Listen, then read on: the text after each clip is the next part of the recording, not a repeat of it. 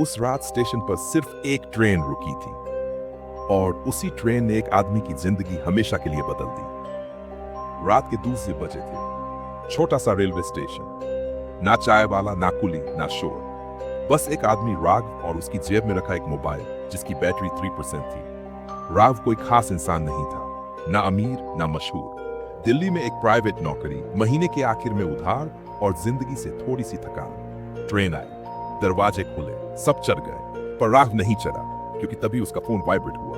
अगर इस ट्रेन में चढ़ा तो जिंदा नहीं बचेगा। मैसेज किसी अनजान नंबर से था।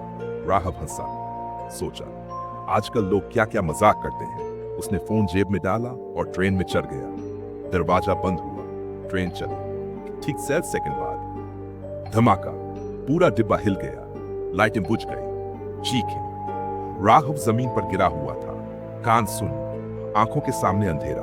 तो वो जिंदा था, लेकिन सामने जो था वो किसी डरावने सपने से कम नहीं था। 2 डिब्बे पूरी तरह तबाह, कुछ हिल नहीं रहे थे। और तभी फिर से फोन वाइब्रेट हुआ। बैटरी 1% मैसेज था। मैंने कहा था। राघव की सांस रुक गई। उसने कांपते हाथों से रिप्लाई किया, तुम कौन हो?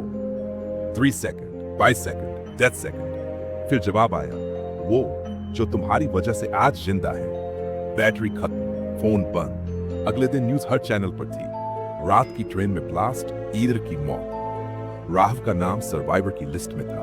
लोग उसे किस्मत वाला कह रहे थे, पर राघव जानता था ये किस्मत नहीं थी। 3 दिन बाद एक और मैसेज, नया नंबर, कल शाम बजे बस स्टैंड मत जाना। राघव पागल नहीं था, अब वो मजाक नहीं ले सकता था। वो नहीं गया। शाम 6 ड्रॉप पर बस स्टैंड की छत गिरी, 5 लोग मरे। उस रात राघव रोया, डर से नहीं, गिल्ट से। अगर उसने किसी को बताया होता शायद और लोग बच जाते। अगले मैसेज में लिखा था, अब तुम अकेले नहीं हो। राघव ने पूछा, तुम ये सब क्यों कर रहे हो? जवाब आया, क्योंकि 2 तौसियत में तुमने एक काम किया था। राघव का दिल बैठ गया।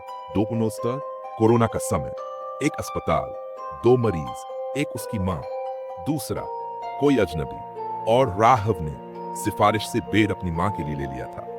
अजनबी मर गया। मैसेज आया, वो मेरा भाई था। राघव की आंखों से आंसू बह निकले। मैं तुम्हें मार सकता था। अगला मैसेज था, पर तुम हर दिन मरते रहो, ये ज्यादा सही सजा है। फिर एक आखिरी मैसेज, अब तुम्हारी बारी है चुनने की। लोकेशन भेजी गई, राघव पहुंचानी बिल्डिंग, ऊपर एक कमरा, कमरे में एक बम टर्मिनेट और सामने एक बच्चा, उसी आदमी का बेटा। मैसेज, अगर भागे तो बम फटेगा, अगर रहे तो शायद दोनों बचे। राघव बैठ गया। उसने पहली बार जिंदगी में भागने की कोशिश नहीं की। 22 सेकंड बाकी थे, बम बंद हो गया, दरवाजा खुला।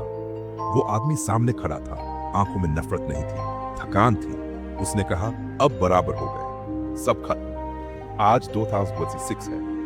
राघव किसी बड़ी कंपनी में नहीं है, वो एक NGO चलाता है। हर बार जब कोई जिंदगी बचती है, उसका फोन नहीं बजता, पर उसके दिल में एक आवाज जरूर आती है, अब सही कर रहा है। और यही वजह है कि कुछ कहानियां सिर्फ पढ़ी नहीं जाती, जिंदगी बदल देती हैं। अगर चाहो तो मैं इसे 8 मिनट की voice over pacing, YouTube shorts, reel hooks या प्योर स्टोरी टेलिंग स्क्रिप्ट में भी सेट कर दूं।